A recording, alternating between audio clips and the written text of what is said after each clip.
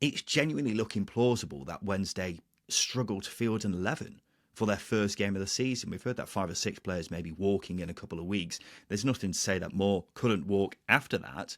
And the squad's paper thin as it is. And I don't see how they're going to sign players. How are they going to persuade players to join when there's no money and it's very public that players aren't getting paid? So they might be forced to play the kids until this situation gets sorted. And well, this is something a bit further down the line, but we could be entering tricky territory where the integrity of the competition comes into question, because if a takeover does happen midway through the season and Wednesday pull together a competent squad, you could have some teams saying, hang on, but so-and-so were facing the under-18s at the start of the season. How's that fair now that we're facing a decent side? Do you see what I mean?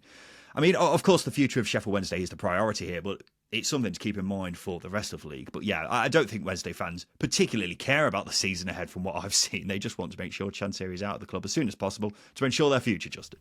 Yeah, and that's a fair, a fair feeling to have at this point, because ultimately there's one person holding back the progress of the club, whether that be the damage control situation that we're in now and the long-term future of the football club. Obviously, if a buyer comes in tomorrow and everything's dandy, then the club can basically sweep up the mess that's just been left, and the damage be relatively little. But like I said, Chansiri is the hurdle here. He's the big wall they've got to get over, and ultimately, that's going to leave fans feeling apathetic towards something that should be feeding them with joy, and it just isn't.